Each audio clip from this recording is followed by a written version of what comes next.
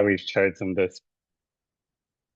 I'd like to highlight why we've chosen this particular day to launch the publication. So the 24th of January 2021 was when Argentina's abortion law, which legalized effective abortion, legalized elective abortion up to 14 weeks of pregnancy came into effect. So this historic law has reduced unsafe abortions and deaths in Argentina and was a result of massive advocacy and civil society mobilization between lawyers, healthcare workers, and activists. In this event of today, we hope to celebrate and explore the gains that have been made on increasing access to abortion in different contexts and to see how these gains can be protected in changing social, political, and legal conditions. So a brief overview of the report will be done by my fellow editor, Harini Sivalingam, who is a lawyer based at the Canadian Civil Liberties Association, one of INCLO's members. And this is probably a good time to speak a little bit about INCLO, as I can see that there are a number of attendees on the call who may be attending their first INCLO event. So INCLO is the International Network of Civil Liberties Organizations. We are a network of 16 national human rights organizations, 3 in South America, 3 in Africa, 2 in North America, 1 in Australia, 3 in Asia, and 4 in Europe. And we collaborate on areas of common work. In the equality and equity pillar, we work on sexual and reproductive health rights, as well as transgender rights, by using the tools of advocacy, capacity building, litigation, and research. So the launch of today's report falls into the latter category and is an example of INCLO members getting together to produce a resource that can be used by INCLO members and also those outside of the network in the furtherance of their abortion rights work. So before I hand over to Harini, I want to say one final thing. You'll see that on your screen at the bottom, there's a chat function. And if you click on more, you'll see that there's a Q&A button as well. So the Q&A feature will be monitored by the INCLO team throughout the panel discussion. If you have any questions or comments related to the discussion, please submit them there so that the panelist or moderator can respond. The chat feature is for more general use, including like logistical questions or technical issues that you might be experiencing. So yes, over to you, Harini. And once again, welcome, a warm welcome to everybody. Thank you, Mayenga. It is my pleasure to provide an overview of INCLO's first ever global report on abortion access. So this report brings together 14 original pieces from advocates, lawyers, and activists examining the shifting terrain of abortion rights and access across 12 countries in all 5 continents in the global South and global North, spanning Argentina, Australia, Brazil, Canada, Colombia, Hungary, India, Ireland, Kenya, Russia, South Africa, and the United States. The collection of essays in this report offers a grounded, comparative account of how abortion is governed, contested, defended, and reclaimed in law and in practice. This report begins with a powerful introduction by our moderator, Carmen Cecilia Martinez, and across 5 thematic chapters traces the central role of civil society and feminist movements in advancing abortion rights, while also confronting the persistent and evolving barriers to access to care. The chapters explore victories that were hard won and rights that continue to be under threat, the impact of religious exemptions, conscious claims, and refusal, and restrictive governance, the ways geography, power, poverty, gender identity, and migration shape across access to care, and the growing importance of safe access zones in both protecting providers and patients. Together, these contributions show that legal reform and strategic litigation alone is never enough, that access is produced, restricted, and defended through power, politics, and everyday struggle. It is our hope that this publication serves as a practical and analytical resource for activists, lawyers, policymakers, healthcare workers, and researchers working to advance access to abortion care around the globe. By centering lived experience alongside legal analysis and by placing diverse national contexts in conversation with one another, the report aims to strengthen cross-border learning and solidarity. At a time when access to abortion care and its legal protections are being eroded, and when advocates and activists are actively resisting these efforts, this collection affirms that the fight for abortion access is global, interconnected, and sustained by those who continue to organize, resist, and fight for justice. It is now my pleasure to introduce our fantastic moderator and esteemed panelists. Our moderator, Carmen Cecilia Martinez, is a Venezuelan lawyer and the Associate Director of Legal Strategies for the Latin American and Caribbean Program at the Center for Reproductive Rights. She leads the program's strategic litigation and legal advocacy before the Inter-American Human Rights System and United Nations treaty bodies, advancing standards on reproductive autonomy. With more than 15 years of experience, Carmen has worked with leading human rights organizations, including the Center for Reproductive Rights, Women's Link Worldwide, and the Center for Legal and Social Studies, CELS, in Argentina, which is also an INCLO member. Rachael Mwikali is a Kenyan feminist activist and human rights defender rooted in grassroots organizing in Nairobi's informal settlement. Her lived experience shaped a lifelong commitment to advancing the rights of women, girls, and marginalized communities. She is the co-founder of the Coalition for Grassroots Human Rights Defenders Kenya, where she works to amplify community voices, challenge patriarchal systems, and promote social justice. Rachael is also active in Pan-African feminist movements and has received international recognition for her advocacy, including the We Affect Lobbyist for Change Award.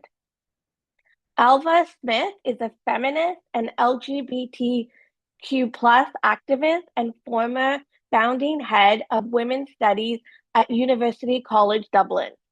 She played a central role in Ireland's marriage equality referendum, co-founded the Coalition to Repeal the Eighth Amendment, and co-directed the Together for Yes campaign in 2018. She currently chairs the Women's Aid and Ballyfermont Star Addiction Services and serves on several national boards. Named among Time magazine's 100 most influential people in 2019, she has received the Freedom of City of Dublin and French Legion of Honor and an honorary doctorate in law. María Alicia Gutiérrez is a sociologist, lecturer, and researcher at the Faculty of Social Sciences, University of Buenos Aires, where her work focuses on the intersections of gender, politics, and social rights. She is currently the coordinator of the Advocacy and Political Incidents area at FUSAAC, leading initiatives that connect research, public policy, and social movements to advance sexual and reproductive rights. She is also an active member of the National Campaign for the Right to Legal, Safe, and Free Abortion in Argentina. María is a specialist in sexual and reproductive rights, abortion, and feminism. She has authored several books, book chapters, and articles in national and international media. Through her research, teaching, and advocacy, she has played a significant role in shaping public discussion and policy on gender equality and reproductive rights in the region. Please join me in welcoming this panelist and our moderator, and I will now hand it over to Carmen to moderate the panel. Buenos días, buenas tardes a todos y todas. Muchísimas gracias, Harini, por esa introducción y también a Muyenga. Bueno, voy a hablar despacio en español para que puedan hacer la interpretación. Primero que nada, pues agradecer a la INCLO por esta invitación, realmente a Muyenga, a Lucía. Es un verdadero gusto y un honor compartir este espacio y dialogar a partir de esta obra colectiva, esta publicación, que además parte de una pregunta tan sencilla como profundamente política, y es justamente cómo se ha luchado por el acceso al aborto en contextos diversos y qué nos dicen esas luchas nacionales que trascienden las fronteras y que nos hablan no solamente del presente, sino también del futuro, de nuestros derechos. Y justamente como decía Muyenga al inicio de la conversación, hoy es un día profundamente importante y por eso quiero destacar justamente y honrar, ¿no? A las argentinas y a la campaña nacional por el derecho al aborto legal, seguro y gratuito, y cómo no solamente su lucha, sino también ese símbolo tan importante que es el pañuelo verde, ha impactado la lucha global por el acceso al aborto, ¿no? Bueno, y con ese espíritu vamos a tener entonces una conversación abierta y comparada, pues con Ailbhe, con María Alicia y con Rachael, para justamente dialogar sobre qué estrategias están hoy en juego, qué desafíos persisten, cómo se vive y cómo viven el acceso al aborto en la práctica y qué aprendizajes, pues justamente pueden cruzar fronteras en estos tiempos tan turbulentos, ¿no? Y en ese sentido vamos a tener 45 minutos de conversación. Yo voy a estar no solamente haciendo unas preguntas que son una guía para esta conversación y sobre todo voy a estar como tomando el tiempo para que pues justamente además no solamente nos dé tiempo de conversar, sino que todas podamos dar ustedes puedan dar su perspectiva.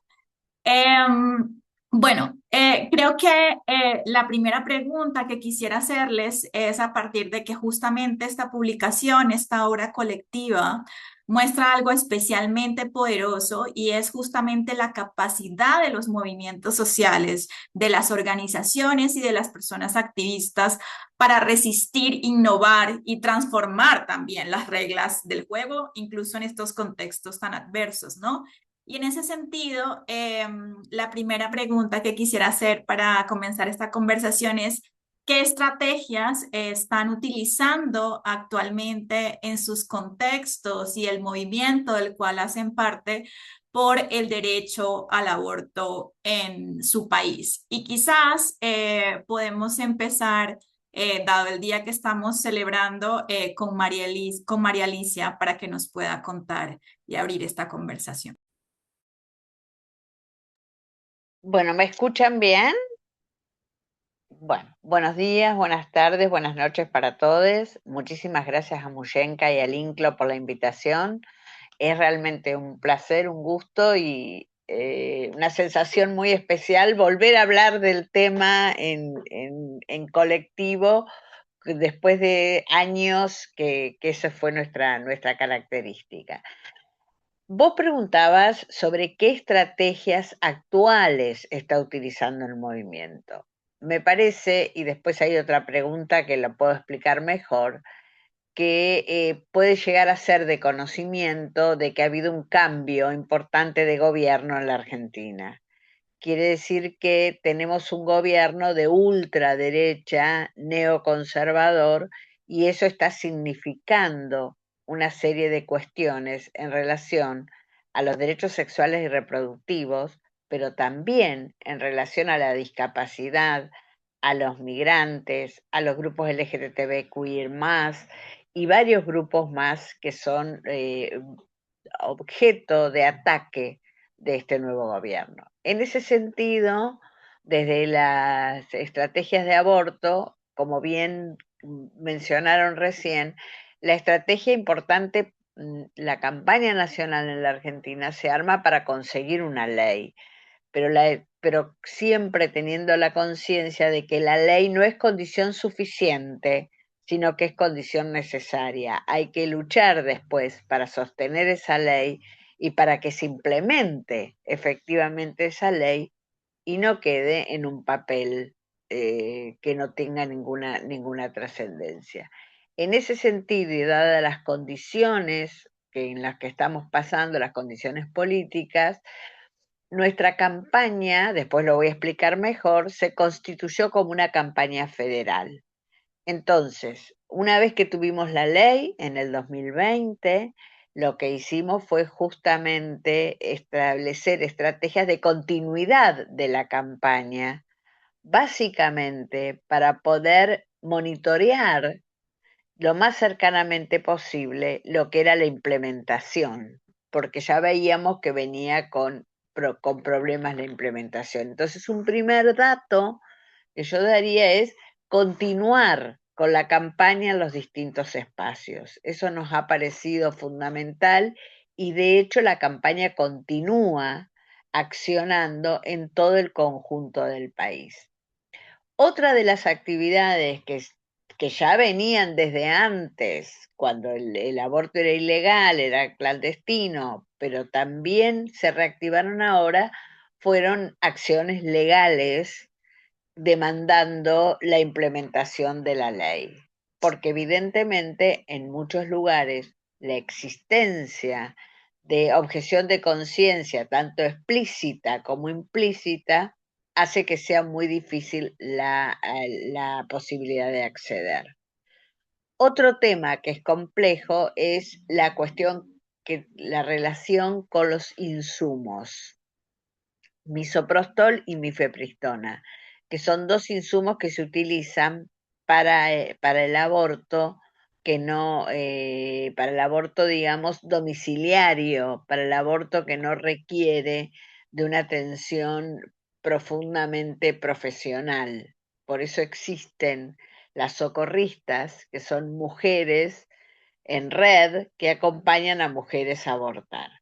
En este momento, el Estado ha suspendido la entrega de insumos a las provincias. Entonces, lo que se está haciendo es que hay provincias, por eso les decía tener muy claro el sentido federal del país, provincias que están teniendo recursos y además afinidad ideológica y están comprando insumos. Esas provincias están facilitando a aquellas que por no tener recursos o por tener gobiernos de derecha no están comprando insumos. Eso mismo ocurre con las capacitaciones. Se están desarrollando capacitaciones tanto desde la campaña como desde otras organizaciones que no necesariamente pertenecen a la campaña, aunque han apoyado fuertemente la campaña. Para finalizar, porque ya debo estar bastante en el tiempo, las estrategias actuales en realidad lo que están haciendo es tratando de sostener lo logrado y tratando de avanzar donde se puede y como se pueda sobre lo logrado, utilizando las herramientas, tanto políticas, porque también hay muchas movilizaciones políticas, tanto políticas como legales, como desde los aspectos sanitarios, para intentar que el aborto efectivamente se implemente y romper con un imaginario que hay en muchos sectores de que el aborto no existe más como ley. Esto está dado porque el gobierno está atacando todo el tiempo la existencia de la ley y está amenazando todo el tiempo con quitarla sacarla, ¿no? De utilizar el Parlamento para para suprimir la ley. No sé si tengo más tiempo, Carmen, o con esto para primera pregunta está bien. No, muchísimas gracias, María. Yo creo que como respuesta a la primera pregunta está bien y vas a poder profundizar y creo que es Es súper importante esto que dices, ¿no? Porque creo que alrededor, además de la publicación o del libro, se puede identificar con mucha claridad cómo ganar los derechos no significa que se tienen que dar por sentados, ¿no? Sino que hacen parte de una lucha constante y frente a gobiernos, pues, autoritarios, como el que bien señalas, es súper importante además fortalecer las narrativas para romper con esos imaginarios que tratan de imponer justamente los gobiernos y movimientos también antiderechos.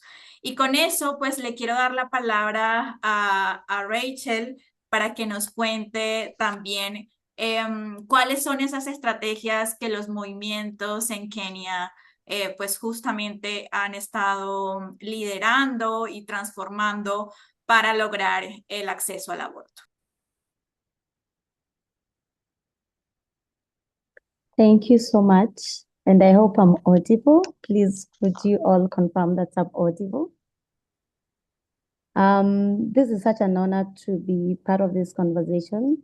As one of the activists who has been very vocal, together with our movement, Coalition for Grassroots Human Defender, and also a movement that I'm really passionate about, which I co-founded called Pussy Power Movement, working with other partners. And I'll try and brief you a bit in terms of how we work with our partners like Strategic Issues Research Council, and also part of a network we are part of called Rapid Response, RRT, Rapid Response Task Force, in terms of the SRHR and also dealing with anti-rights, anti-gender movement.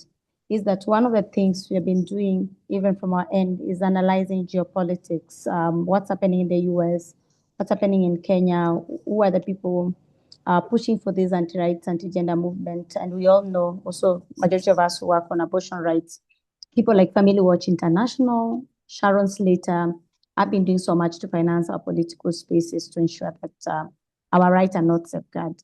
So we have been doing that, led by also our partner, Strategic Issue Research Council, an institution that I can encourage many of you to be able to follow up with them, and happy to link you, because they have been able to help us even oversee what's happening. Like if it was last year, they're able to do analysis for us to see what might happen this year and what we need to focus. So that geopolitics context has been very instrumental in knowing how we have been able to navigate. The other thing that we've been doing is intelligence gathering in terms of ensuring that communities also understand how does the national politics also affect our local politics. We know clearly our governments, including the Kenyan government, got in the heart of religious fundamentalism, and where they had to use targets on LGBTQ abortion work, and also like bodily autonomy and integrity, which is SRHR work, to be a bait to get into power.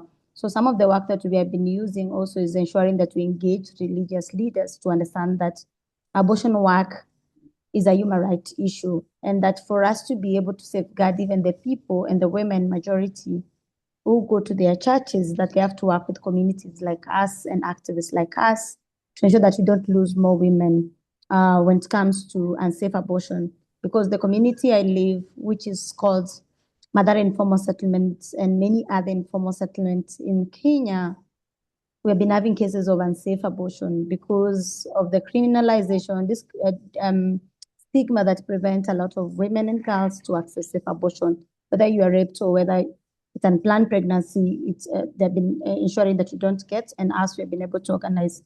We've been doing protests. I'm one of the first petitioner. You can check online, Rachel Mwikali versus the Kenyan government Ministry of Health, that took the government of Kenya to court with other petitioners and civil society to counter the Reproductive Health Policy 2022 to 2032. And we had to do different strategies, from protests, from engaging with them, and then they failed to listen. And that's why we chose to go to court to ensure that our voices are heard. However, I agree with the previous speaker, the rule of law does not appear when it comes to the fight of bodily autonomy and integrity, because the people who make the laws are the ones also want us to be violated. So protest, petition, and then also community engagement and political education, which I'm happy that also there are people here from Argentina, Brazil, And this has been very critical because of also South to South exchange program, where we've been able to network with movements from Latin America or South America, or even within the continents that are working on the same issue, to be able to see on how do we give each other space, support, solidarity, to ensure that also we're able to walk through together, because we have been getting a lot of attacks, including myself, through technology facilitated gender-based violence, where we have been criminalized because of our work on access to safe abortion. So having these spaces and learning from each other, it gives us a point of, even now, as we're heading to election, to understand that abortion rights is also a governance issue, is also like a democratic issue. So if, for example, we are coming to vote for people in our country and in our continent, we have to vote for people who have been very vocal. And that's why if you see in Kenya, and we also would request your solidarity. There is one of the opposition around abortion work called Charles Kanjama from Kenya Christian Professional Association, who is going to vie for president of Law Society of Kenya. And one of the things we are pushing as a movement, which also we request from you all as a solidarity, is that he doesn't get that position. Because if he gets the position of being the president of Law Society of Kenya, you're going to be attacked, and also all these gains you're going to lose. Many women are going to be in trouble, and girls, because, and the LGBTQ community, because they've been the ones being opposition within our country. Because of time, and also one of the things that we have been working is strategic collaboration, either with allies and supporters or influencers, to be able to push our cause. And then narrative. What does it mean when it comes to narrative work? Narrative that abortion, as much as is not illegal, is restricted. Most of our governments, they say it's illegal. They push to artists or activists to create songs that criminalizes us. So what we've been able also to do is to work with artists and creatives within our community level to create songs, and also be in spaces like even in reggae spaces that we know is very big within our community, that can be able to be used to advance this cause. But also ensuring that this is also an intergenerational learning, where also we are very keen that also as women human rights defender, this is an issue that is very central to every woman and every girl, not only just in Kenya, in the continent and in the world. Yeah, thank you.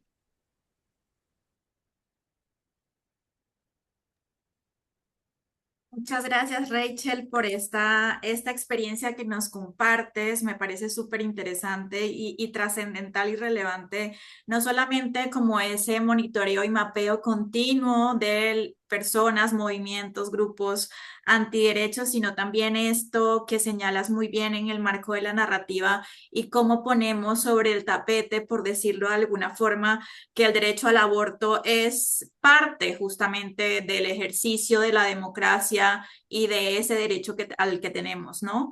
Creo que además es súper importante esto que señala sobre cómo fortalecer, cómo han fortalecido y el trabajo comunitario o para fortalecer a las comunidades y justamente romper con las narrativas antiderechos, y cómo han usado también tan creativamente el arte y la música para, de alguna forma, no solamente defender lo ganado, pero también hacer pedagogía sobre el acceso al aborto. Así que me parece profundamente valiosa esa experiencia. Y con eso le doy la palabra también a Ailbhe, y nos encantaría escuchar, Ailbhe, pues justamente cuáles son las estrategias actuales del movimiento. Y justamente cuando pensamos pues en Irlanda, uno tiende a pensar, bueno, pues hubo una reforma, hubo un cambio de leyes. ¿Cómo está ahora el panorama y cuáles son sus estrategias?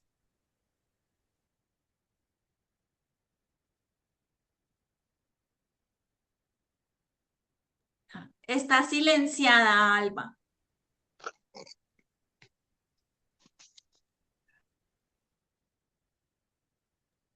No te escuchamos. No sé si alguien puede abrir su micrófono. Is that okay now? Can you hear me? Sí, ahora sí, yes. Good. Well, it's great to be here, and also to listen to the experiences of Maria and Rachael, but also to say a big thank you to INCLO for this really extremely useful and interesting report. And I might just start off by saying that there were two points that really struck me very forcibly, which were made, I think, in the introduction. The first one being that legislation for abortion is never linear. And secondly, that legislation doesn't equal access, and that access does not equal justice. And I feel that these 2 points, those 2 points are very relevant for our situation in Ireland at the present time. And I would add a third one, that at the present time, when there is so much turmoil and so much backsliding on human rights, on equality, and particularly on the rights of women and other marginalized people, it's really important to, I have a sense that eternal vigilance is incredibly important for all of us, wherever we're continuing the fight for the right for reproductive rights generally and for abortion rights specifically. But just to say that in Ireland, because abortion had been always illegal, completely banned under the Colonial Act, the Offences Against the Person Act, which I think was also the act which interestingly obtained in Kenya as well. We had a constitutional referendum in 1983, which wrote that prohibition into the constitution. And over the years between 1983 and 2018, when abortion was finally legalized in our constitution, we had many difficulties and referendums. We had the prohibiting referendum in 83. We had referendums again in 1992 and again in 2002. And at no point then were we actually asked to legalize abortion. It was seeking to make the prohibition even tighter. However, following the death of a young Indian woman in Ireland in 2012, who was refused an abortion in a Catholic hospital. Basically, vast majority of our hospitals certainly were at that point run by under the aegis of the Catholic Church. There was absolute outrage in the country, and we started campaigning from that point onwards to remove the constitutional prohibition against abortion. And I think perhaps just to point to some of the very key strategies in that, there was an important legal strategy which had started through the European courts, which was contesting the right to prohibit abortion when there were threats to a woman's health or her life. And the courts had actually instructed Ireland to clarify its situation and its constitutional situation where the life of a woman was in danger.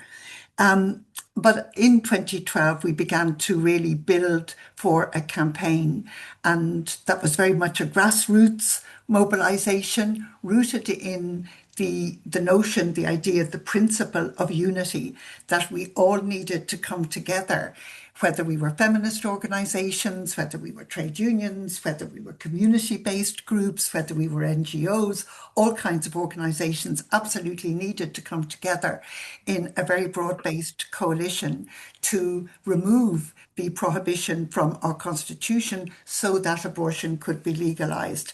And that, I think, coalition, that sense of unity, of solidarity, of bringing diverse elements together to campaign was very, very powerful. And in fact, that coalition, that movement grew bigger and bigger.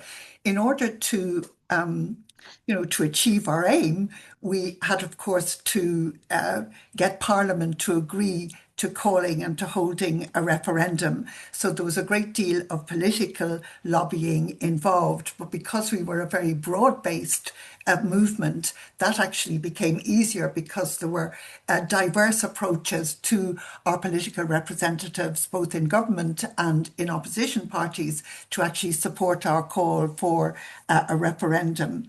And I think, within that, what was really important was developing a very clear strategy as to how we would achieve our aims. And also to Ailbhe, just a quick note from the interpreter. If you could slow down just a little. Oh. Sorry for that. Sorry. and my apologies to the interpreter. I'll certainly try and slow down a little. And in fact, I won't make too many more points because they'll probably come up later. I think one of the interesting things that we decided to do quite early on was to find a way of talking about abortion, which would make it easier for the electorate, the voters, people in general, to actually talk about it because it was so deeply stigmatized. It was so deeply silenced. Thousands and thousands and thousands of women had to go to Britain for their abortions every year, but no one ever talked about it. So it was important for us to find a way of reframing how we could think about abortion. And a very key decision was that we moved it absolutely away from questions of morality, was it good or bad, and indeed away from abstract areas, which really did have to do, I suppose, with rights and equality in more abstract ways, to talk about health and well-being, and to say that women needed abortion in order to ensure their health, in order to ensure their wider well-being and the well-being of their families and their communities. So there was a very, very conscious decision to look at the wider meaning and the need, why abortion was a need, and which firmly placed it within the sector, if you like, within that ambit of health, rather than it being a moral issue. And I think that opened up the possibility of conversation, of talking about abortion, which ultimately we succeeded. The referendum, obviously, there's a lot more detail, the use of social media, local groups, which were organised all over the country, all of that detail. But I think it's important to say that the referendum we won ultimately in 2018 by over a two-thirds majority. It was over 66%, which was quite dramatic given that there had been such opposition to abortion prior to that. In fact, 66% was more or less the percentage that had voted to prohibit it in 1983. So there was a kind of a complete turnover. And that was very, very, very important for us. That being said, what we have now in our constitution is by no means adequate, and the law that we have is not adequate. And there are problems with access, which we will discuss later, which I think is that point about the job never being done. What we actually have in our constitution now is a clause which says roughly the government, the legislature may legislate for abortion. And in fact, the legislature in Ireland has legislated for abortion. But when I look around the world at the present time, I think it is not impossible to envisage a future in which we have a legislature which legislates against abortion and to remove our rights. So there is a huge question as to really whether constitutions are the appropriate place for abortions, and indeed, if law is the appropriate place for the regulation and provision of abortion. So, we have had a great deal of success, but I am also, along with many other campaigners, very aware of the dangers that lie there. And just to say that in terms of the success, even though our law is inadequate, whereas before medical abortion, about 6,000 or 7,000 women went abroad for abortions from Ireland every year.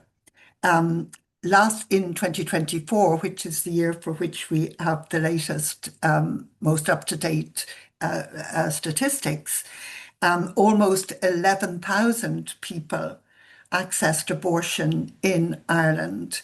So I think we do need, even though there are difficulties, I think we do need to recognise that this has really been a major response to people's need for abortion.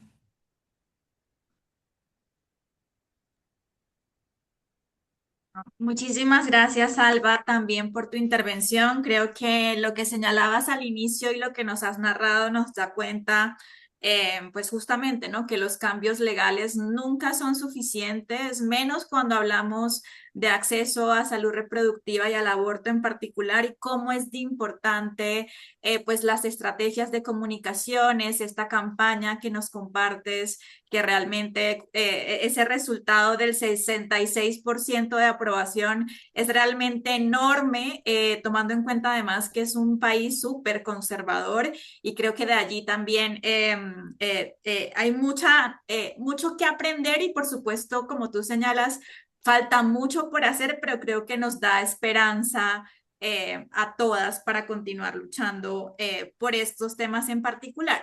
Y creo que todas han hablado un poco ya de los desafíos que enfrentan tanto en Argentina, en Irlanda como en Kenia.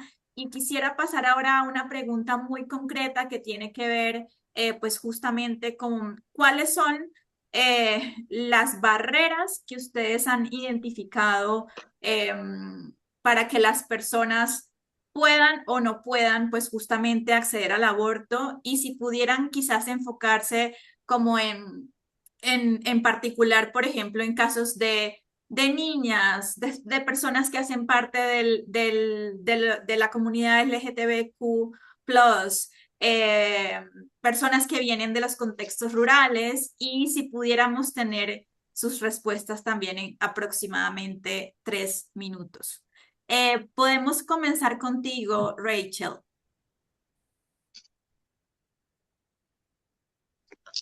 Thank you so much, and I still hope that I'm audible. So we have experienced some multiple dimensional challenges, activists who work on abortion rights, and some of these challenges is targeted by opposition, anti-rights, anti-gender movement, where people like myself and others who are working the same, we have seen our pictures being used partly on social media by anti-rights, anti-choice movement, that we are not good people, we are killers, we are murderers. And this is not only by anti-choice, anti-rights movement, but even with some of the activists, because not every activist is a feminist, not every human rights activist or women rights organization identify as feminists. So we have seen this, that the lefts and the feminists, we are not in the same political goal of acknowledging all these rights is right, which is a big struggle, that is struggle within a struggle that we are trying to push to be in the same space. The other one is funding. Not many funders see this as an important work in terms of ensuring that it's well-resourced, well-supported. And because of also religious fundamentalism and what people say, and also, Ailbhe, you mentioned what is African and what is more of a moral politics, is that it has limited some of us even to access some of the funding and some of the spaces even within the right space. And I'm happy also that also a comrade here who is also like knows it, Adrian from Kenya Human Rights Commission, is that some of these things we have been trying so much to ensure that even us as activists who work on abortion rights, we are seen as also human rights defenders. And that's why you will see we are putting all the titles so that we are not seen as the evil or the bad people. The other ones not only just also target from individual, but also targets to organizations, by also the governments and other actors that don't see our work is important. The other challenge that we've been seeing is around information gaps. Yes, the law is there, but the law is not working for poor women like myself or work in communities, and also with LGBTQ folks, because the constitution can be there, but it's avoiding to give women that autonomy and space to be able to know legal abortion is accepted, but still to be said it's a crime. Stigma, which is big and key, even within our community, where if people know you've done an abortion or you fear also, they're able to send you to be arrested by the police, or the village elders are able to set you up. Also, we don't have clear service providers because the law says this and the policy says differently. And then some of the service providers fear to be arrested, and we have seen some of them being arrested. So as much, even for me as a first responder who works directly, or our movement works directly on abortion, also referral and support, you find that it's usually very hard to get also constant because it's expensive. For example, if I have to pay for someone to get safe abortion, I have to pay $200. And many of these are not also within our budget. So it makes also like some of us, as much as we also are doing advocacy or campaigns, it's also sometimes hard to ensure that we get some of this information. And because also the women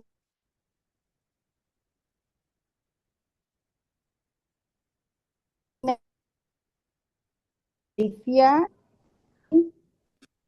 sorry, I lost you a bit. You find that we are still very scared because we still want to push this work, but the legal mechanism that they are moving is not pro us. And that's why we would see even what's happening in the US and even now Trump removing the diversity, equity, and inclusion and everything, it has an effect even within our community levels and what we are doing. The other thing also, our families are not supportive. They are not encouraging because they don't see us as people who are good people because of our push to ensure that women are safe and all of us are safe.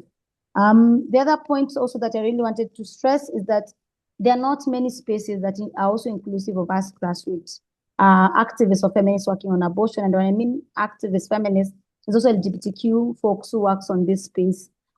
Because the way it's designed even within the space is that abortion maybe can be accepted for a certain class of people who have money, but not poor women.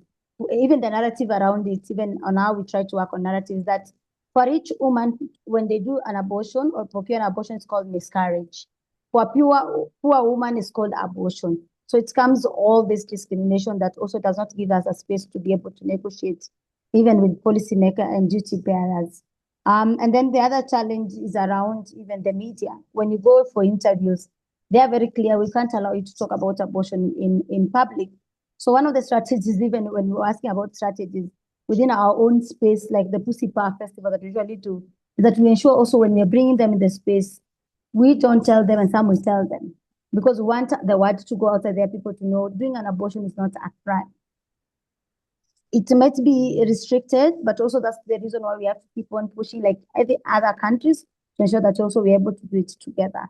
However, it's tough. Getting funders who support it. We know people like Wellsprings have closed, and many funders are not interested in funding. So also it makes it harder because the demand is so high, but also the resources are too small to be able for us to advance this work. However, we're still pushing from a collective and community level. Yeah. Muchísimas gracias, Rachel, por esa respuesta tan completa. Y yo creo que sí, alrededor de todas las experiencias que se narran en el libro y en cada capítulo, creo que como tú señalas, pues la falta de financiamiento, de recursos, la desinformación y sobre todo el estigma que todavía recae sobre las personas que buscan un aborto, sigue siendo un desafío y un obstáculo, y por eso creo que la lucha por la información basada en evidencia científica, sin discriminación y sin sesgo, sigue siendo profundamente central. Querida Alba, quizás podamos continuar contigo para que nos des algunos ejemplos muy concretos acerca de justamente los obstáculos que aún enfrentan las personas en Irlanda para acceder a un aborto.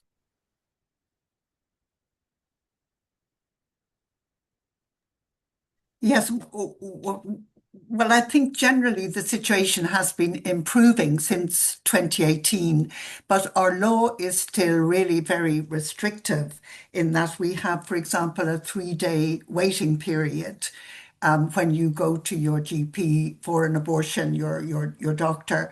There is then a 3-day waiting period, which now can be carried out remotely, but of course that can prove very difficult for women who have difficulties traveling, with transport, with young children, and this is very often affects marginalized women in particular. I think it's also very important to point out that we have abortion on request up to 12 weeks, but after that, it is really only available in the case of a fatal fetal anomaly, and that has a 28-day viability restriction on it, and where there is a risk, obviously, to the woman's life or a serious risk to her health. But it's extremely difficult. There are very, very few abortions in Ireland carried out under those terms. And many people who need an abortion in the case of an anticipated fatal fetal anomaly still do go to Britain. About 250 women still travel to Britain for abortion every year in those circumstances. So that's right across the board that it affects pregnant people. So our law still remains really very restrictive. It is also still only partially decriminalised. It is no longer a criminal offence for the pregnant person, but it is still a criminal offence for a person to assist a woman to have an abortion outside the terms of the law. And our law does not actually specifically include rape, which I think is very interesting, and nor does it reference trans and non-binary people, which I think begins to answer the question, Carmen, that you asked us specifically. So I would like to say that while trans and non-binary people can of course access abortion under the terms of the law as you know perfectly legitimately, there is a fear that they will be, and that is a fear expressed by trans and non-binary people, that they will be misgendered, or that their pronouns, their appropriate pronouns won't be used, and that they will feel uncomfortable. And I would certainly like to say that there are very particular problems in accessing abortion, which really very wonderfully is free. It is free. And we have very few services that are absolutely free across the board to absolutely everybody, regardless of income, but abortion is one of them. It is a free service, but you have to be able to get childcare, you have to be able to get time off work, you have to be able to have transport to go to the doctor. And there are women in many situations, including migrant women who live in special centres, provision centres. That can be a really, really very difficult situation for them, where there may be even additional stigma and silence in actually being able to be open about their need for an abortion. I am also aware that there are difficulties which disabled women have expressed in being treated with full respect and dignity. And this is particularly this is a particularly silenced problem, where women who have different kinds of learning disabilities, for example, may find it, or certainly there is some evidence that there are difficulties for these women, and they are a group, I think, who are very rarely thought about. So I think we always have to look, when we're looking at abortion, and to realise that those who are marginalised and disadvantaged by whatever series of factors in our society, where there are limitations on accessing abortion, those people will always suffer first and most, and very often will have the least representation in our parliaments or in our places of power to actually fight against and struggle against those limitations and restrictions. So we're certainly very conscious of that in our movement in Ireland.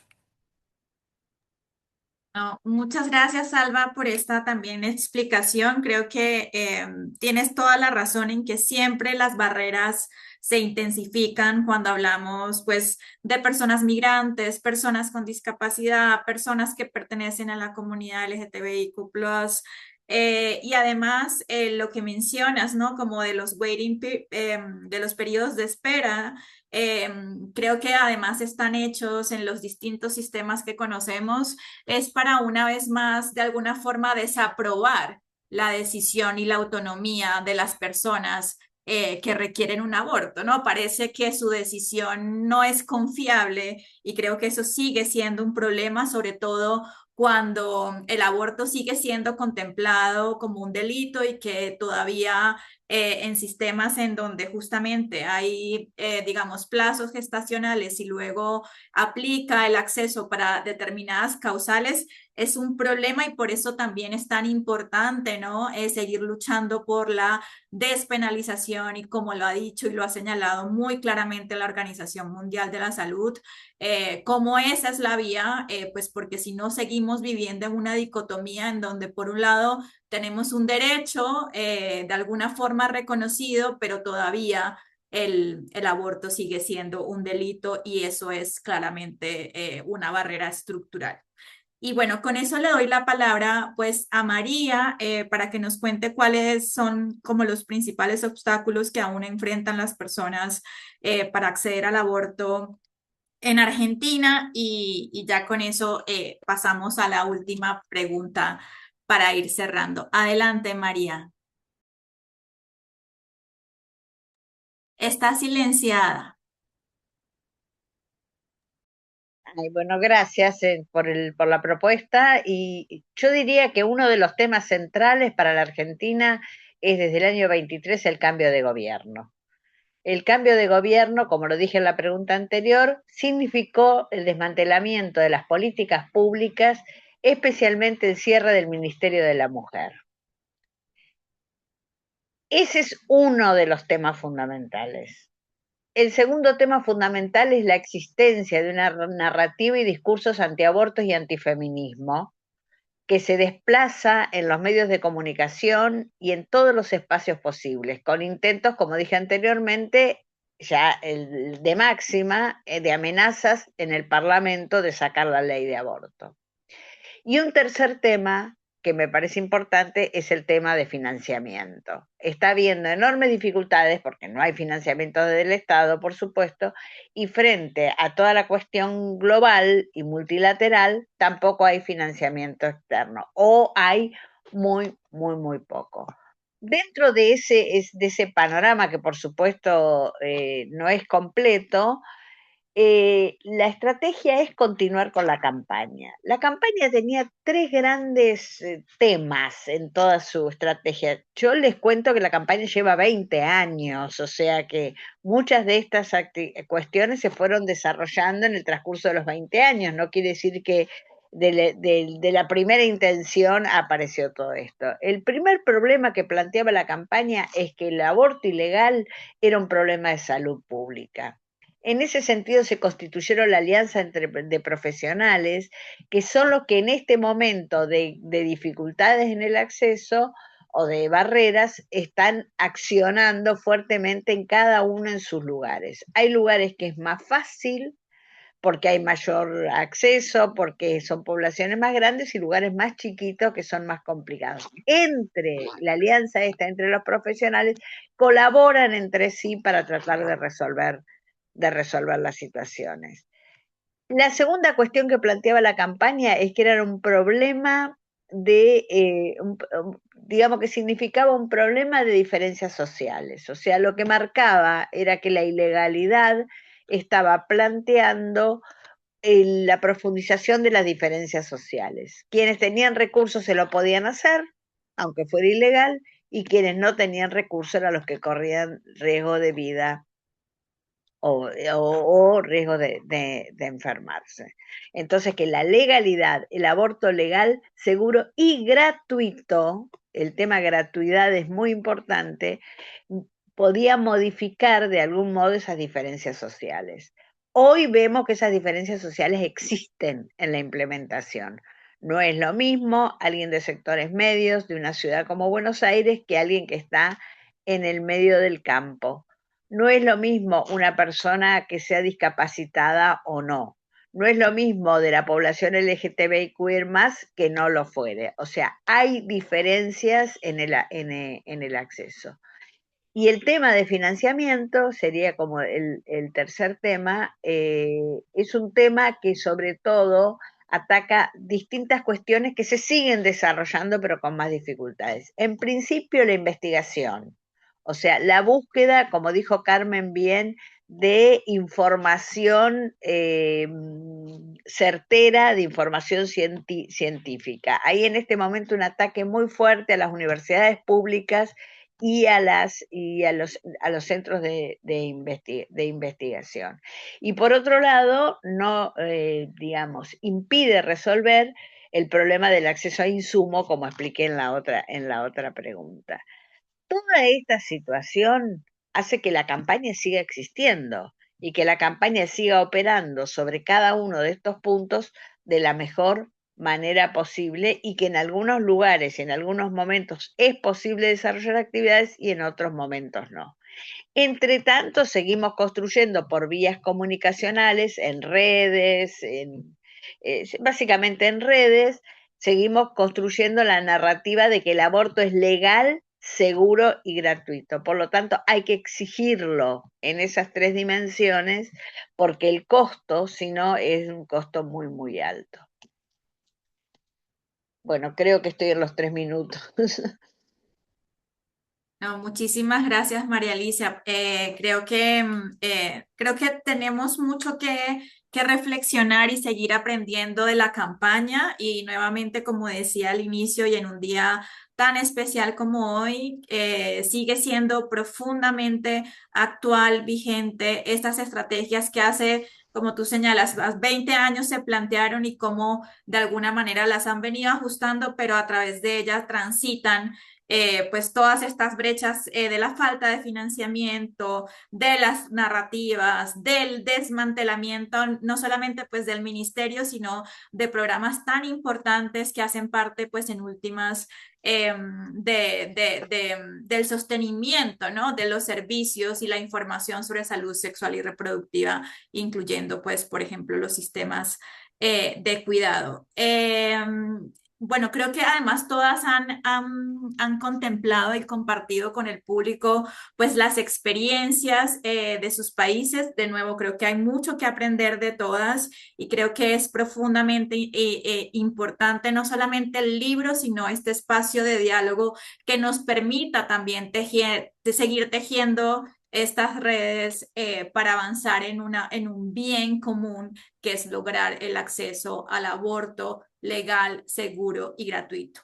Y sin más, pues le voy a dar la palabra a Laura, entendiendo que además hay varias preguntas del público para que puedan proceder a ese plano de la conversación. Nuevamente, muchas gracias. Ha sido un honor realmente conversar con todas ustedes.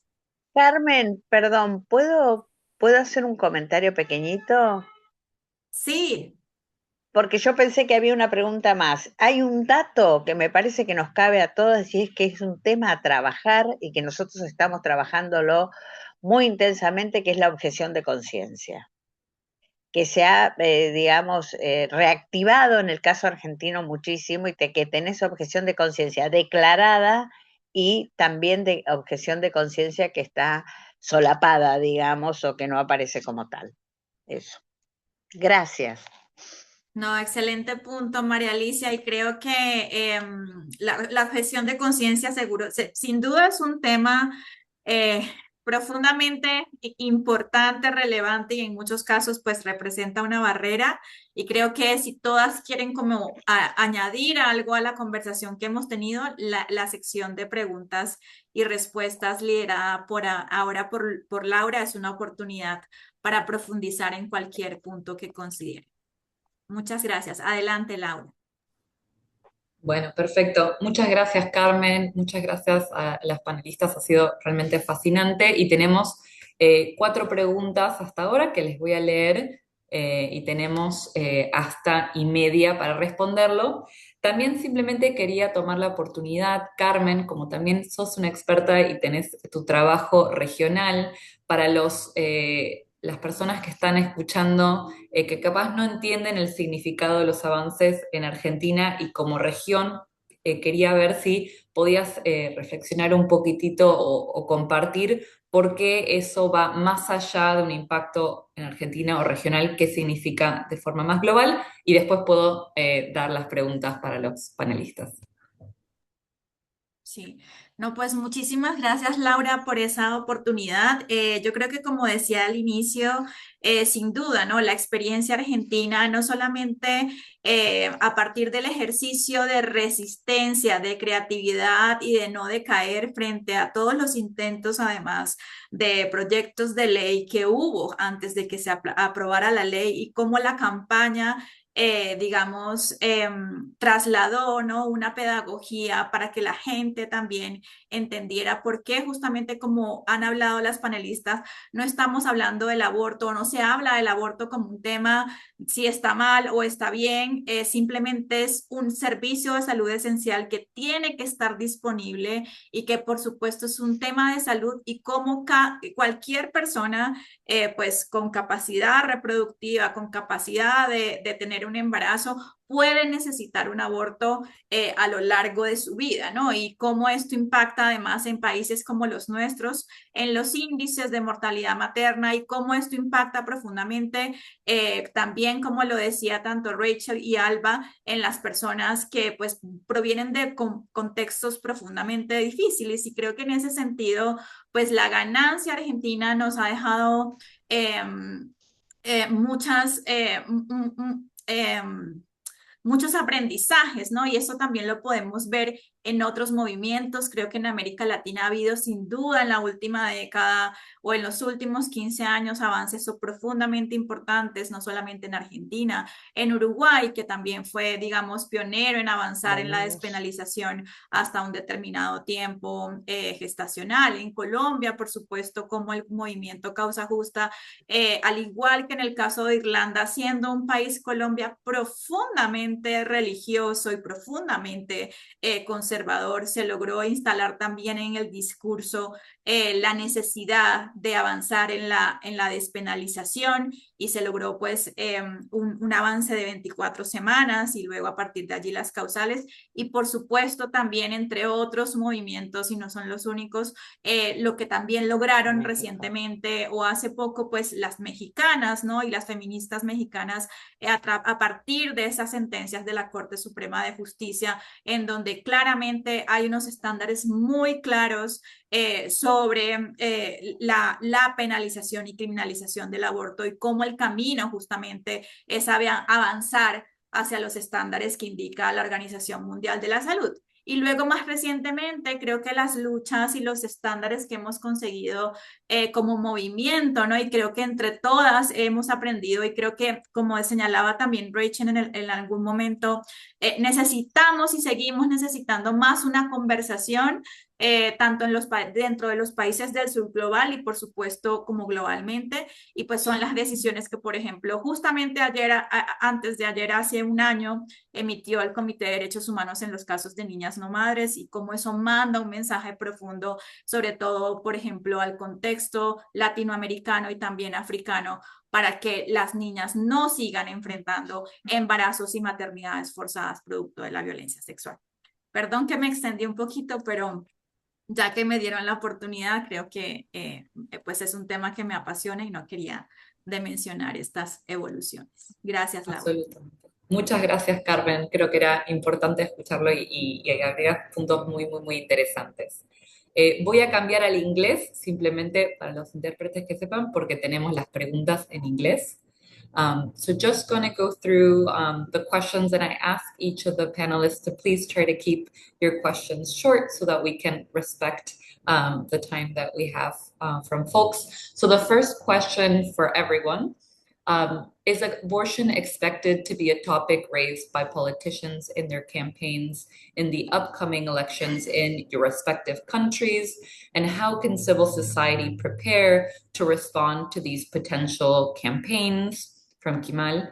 And then we have another question. How important was coalition building and grassroots movement building in your campaigns and legal work? And how did you approach this movement building in your respective countries? And then the final general one, how can international solidarity help achieve whatever is next in your national agenda? Finally, I have one question that's directed to María.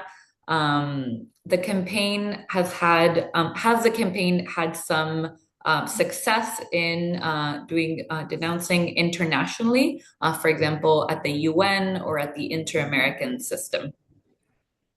So just 2-3 minutes for each one of you. Whoever wants to take the lead, you're welcome to do so. I'm happy to start Bueno, off. si quieren comienzo yo, ¿te parece, Laura? ¿Te parece, Laura, que comience yo? Sure, let's do María first. María, puedes empezar y después Ailbhe. Sí, sobre todo por la última pregunta que está especificada en relación a la Argentina. Pero la quiero ligar con otra pregunta también. Hay una pregunta ahí si los gobiernos van a hacerse cargo del problema del aborto y qué sé yo. Yo voy a decir algo. Es muy difícil la respuesta de esa pregunta, porque cada país con su trayectoria, historia y cultura va a encontrar su modo. No hay una fórmula general para desarrollar esta lucha y para lograr que los gobiernos efectivamente se comprometan.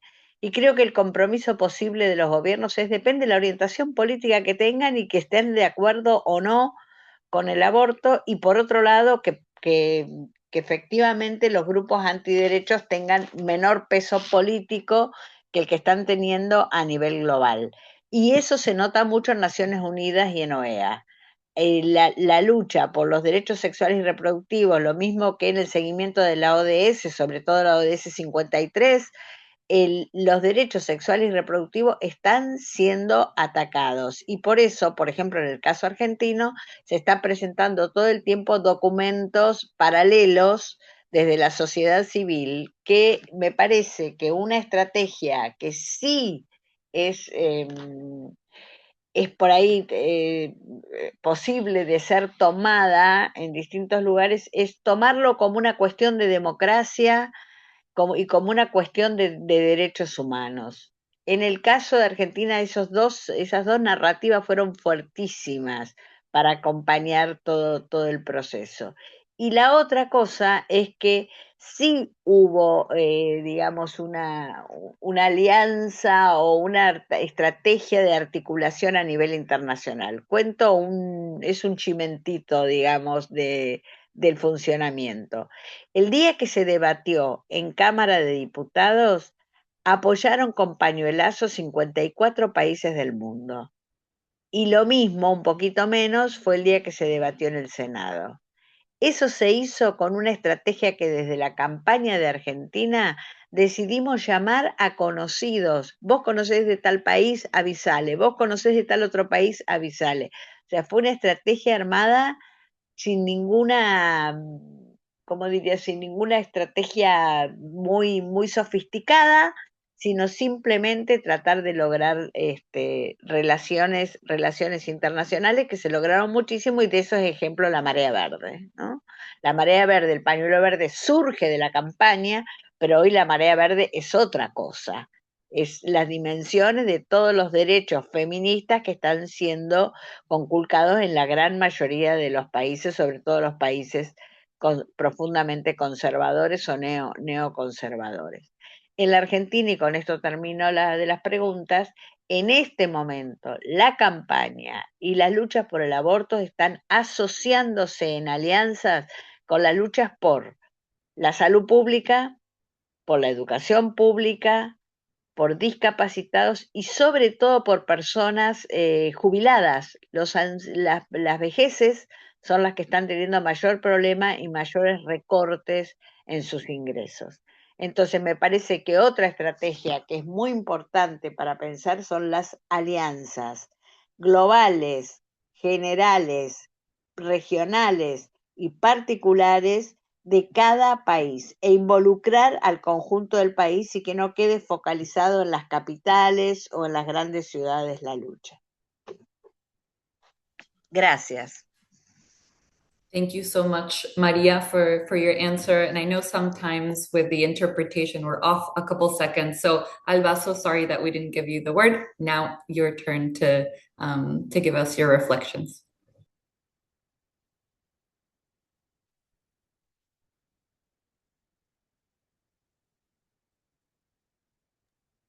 Are you asking me to speak there? I'm so sorry, I'm not hearing. The sound is very bad.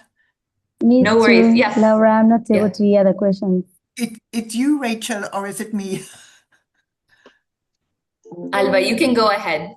Okay, thank you. I'll try and take the three questions really very briefly. The first one about politicians raising abortion in their campaigns, it's really very difficult at the moment to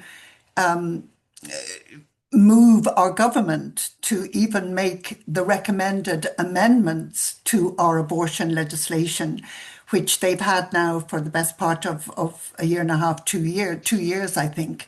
So it's really, actually, I think what we're seeing is a move to the right on the part, certainly, of government, which is part of the general, if you like, geopolitical international move to the right. So definitely a reluctance to raise the issue of abortion, despite the fact that it is widely accepted in Ireland now that abortion is part of our law, part of our health service provision, and so on and so forth. So I think that's an area which is of great concern. And I think that keeping pressure on our, politicians broadly, government and opposition parties, is really very, very important. And if I would just leap then to the international solidarity to relate that to the fact that transnational solidarity is really important in this situation, that how we actually are pressurizing our own governments and politicians more broadly to keep the issue of abortion on the agenda.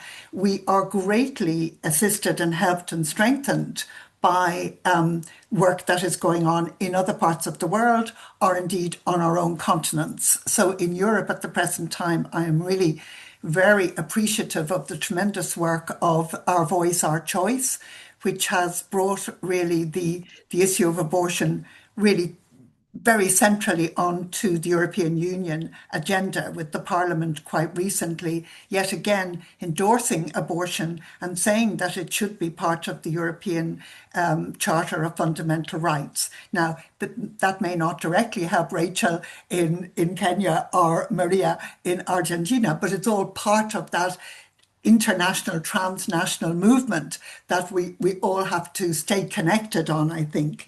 And then the third thing that I would mention is the importance of coalitions and unity. I can quite honestly say with both hands on my heart that it would not have been possible, I think, for us in Ireland to have such an overwhelming win without that sense of tremendous unity across really all of our progressive and left-wing movements, across our NGOs, across our feminist and LGBTQ and other organizations, that really all those of us who seek social change were prepared to come together and to work together for an aim which was too narrow for some, which was maybe too wide for others, but we all agreed that we absolutely had to change our constitution. And I think that learning to work in coalition was very, very difficult. People sometimes say, would you organize another coalition? And personally, I have to say, no, I would not want to do that again. But that it is really so important. You never get it completely right. I think that, when I look back, there were elements that we didn't work hard enough to include. And that would include migrant women, for example, women of colour in Ireland, women with disabilities. But now I and so many others in the movement, we work better together because we've gone on learning from that process of a coalition that we were all involved in, and that was very difficult, but undoubtedly very, very valuable. Because with difficult issues, the bigger your vehicle for moving that through your society and the obstacles that you're meeting, the bigger your vehicle, the better, the more chance you have of success. And finally, I do just want to say, Carmen, that while Ireland has historically been a very conservative, very Catholic country, that started to break down from really the beginning of the 90s, when we started to become more prosperous. And we are now probably, as you know, a very, very prosperous country indeed, among the 6th or 7th most prosperous countries in the world. And prosperity also brought a certain progressiveness, a progressive outlook, and opened up areas that could not have been opened up in the 1980s. So in a very short space of time, Ireland moved from being deeply conservative to being really much more open on LGBTQI issues, and at least on abortion. Is Ireland still the same now? In 2026, I think if we were fighting both our big referendums again today, it would have to be done very differently, because we're in a different world where the move to the right is so much more pronounced.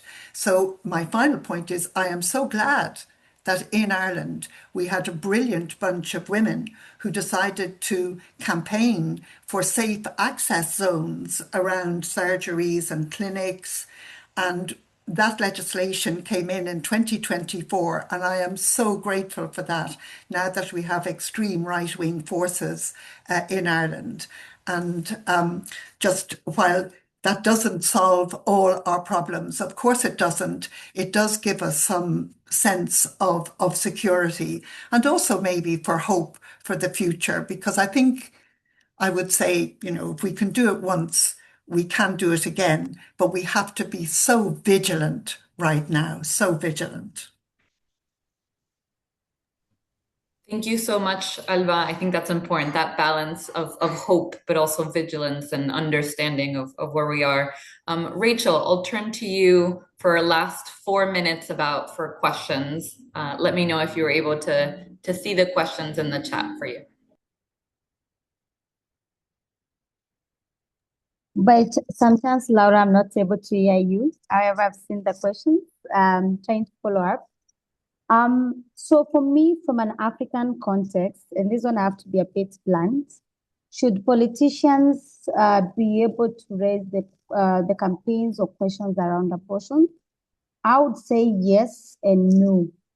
Why would I say yes and no at the same time? Most of our political leaders in our African countries, they are not progressive.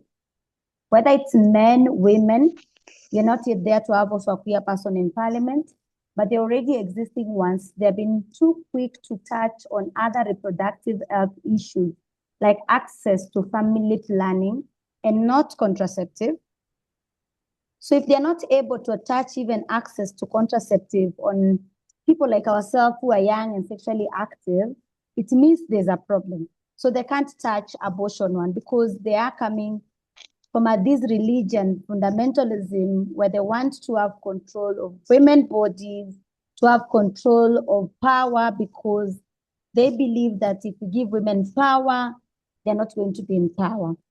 So if we let them also move with this narrative, they might come up with narratives that are more harmful to us as women, gender-conforming people, and girls in general.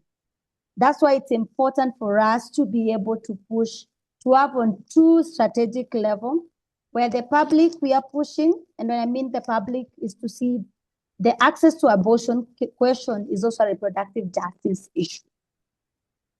Our Constitution of Kenya, Article 26(4), it says women have a right to access abortion when the life of woman is in danger, and then if also it's being done by a trained doctors. Already we can see in most of our countries that even accessing healthcare is a problem for more African women. So what about access to abortion? It will be more even challenging. And then for our government, as much as the article gives us more power, where also majority of us, we fear referendum, is because this article, when our constitution was being passed, Kenyan government and faith-based organization, majority even with the Kenyan president, were refusing this article to be passed. So most of us are usually on fighting to ensure that we don't have referendum, so that we protect this, because it gives us a leeway to fight on access to safe abortion, and also abortion not to be criminalized. Because on their lens, they were looking only if you are raped, and not looking on the bigger picture, like if I get pregnant and then my health is in danger. So for politicians, it's a yes and no. We are not yet there, because some of these politicians, to be honest, and I'm sorry I'm bringing bad news, they're the ones who have been paid by Family Watch International. They're the ones who have been financed for their campaigns with Sharon Slater and the team to fight for us African women not to have our reproductive justice as a right. So they have been given money to pass election, and to get money to prevent us women of our rights in general. And that's why we have to keep on safeguarding all the time. We have to fight. And we have seen this even last year, majority of you who are following when they had the African Family Day. It was a bunch of white privileged men with Sharon Slater team coming to Kenya to talk on our behalf of African women, what African values looks like. And where else, as we know clearly, part of African values that it does not deny women to have access to safe abortion or to die because of unsafe abortion. And this is why even for me, as Rachel and the people who work on safe abortion with our movement, we push that if a woman dies of unsafe abortion, the state must be held accountable because it has failed to protect the life of women. When we vote for government, we are very clear that we are voting to government to protect the life of everyone, as long as you're in the land of this country, whether you are non-Kenyan, you are Kenyan, but what we're seeing is vice versa. And that's why even some of us are trying to push that even work that we do even around ending femicide and GBV, that when a woman dies with unsafe abortion, we can also hold the state accountable based on torture because they die under a strong torture of not good healthcare facilities. When you talk about grassroots mobilizing, I totally agree. I know our movement is very intersectional. Some are playing different roles, but I usually tell people, and every one of you works also here with partners and funders and everybody, the answer is community. The answer is community. If you are privileged, maybe you can move to other countries to procure an abortion. But the women who are not privileged, like myself, who live in these grassroots communities or rural communities, they don't have this privilege. And that's why we have to push to ensure that even in terms of solidarity, we are able to be supported to ensure that we are able to continue with this work. The last point, I know time is not on our side, is that international solidarity is important and is key. For us to be able to learn in countries like Argentina, you did it, Maria and the team, Ailbhe from Ireland, we need to learn in some of these strategies. Because even now currently, as we're moving to election, we're scared when the government wants votes. These are the things they want to tell people. If you elect us, we'll prevent women from having abortion. If you elect us, we'll prevent women from having even a contraceptive or family planning. So we need to connect, and I'm happy Myenga and the team that also are part of this conversation. And thank you so to Adrian, that we need to connect and have the larger abortion movement working together like any other space, the way people work together for intergenerational learning, but also strategy. And because this is now a collective struggle globally, it's not only an African struggle or a Kenyan struggle, it's an international struggle that we have to work collectively together and also document our struggle. Thank you.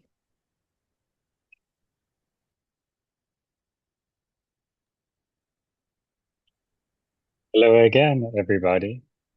I think you really ended us off on a very nice note, Rachael, speaking about the need for us to act collectively together and to harness our combined powers. So thank you very, very much. I feel like that's a very optimistic and inspiring note. So generally, thank you for the engagement in the Q&A. I found both the panel discussion and the conversation that followed to be very thoughtful and inspiring. On behalf of INCLO, I would like to extend our thanks to everybody who contributed to the completion of Fighting for Our Lives, as well as today's launch. The publication was drafted, edited, and developed by myself, Harini, the co-editor, as well as Lucila from INCLO, Kimi Ramos from INCLO, and Miriam Seli from INCLO as well. And also to all of the contributing authors, many of those who joined us today, who took time from their schedules to reflect on and share their experiences and expertise about their respective contexts. Two final thanks, or two additional thanks go to Taryn McKay, who designed the publication, and to Sam Kelly for editing. Carmen, Maria, Rachael, and Ailbhe, thank you for sharing the insights from the advocacy and lived realities. Carmen as well, because you wrote the introduction to Fighting for Our Lives. You moderated a great conversation. And Laura for facilitating the Q&A and bringing participants' questions into the discussion. Christo and the tech team, simultaneous translation, I'm sure, is not an easy thing to do, and you always do a great job. I was listening from the English channel, and it was very, very well done. Finally, to the funders for INCLO's work in the equity and equality pillar, Thought Foundation, Oak Foundation, and Luminate, who've supported all of our work. And we hope that with this report, INCLO has reaffirmed our commitment to advancing abortion rights globally and to partnerships and allyships in the pursuit of a fairer, more equal, and inclusive world. So once again, thank you to everybody who joined us today from different regions and time zones. We hope that Fighting for Our Lives will be a valuable resource for your work. And we look forward to continuing these important discussions and conversations together. I hope that you all enjoy the rest of your day. And this was great. I enjoyed it a lot. Muchas gracias por la invitación. Muy, muy buena. Muchas gracias. De nada, María.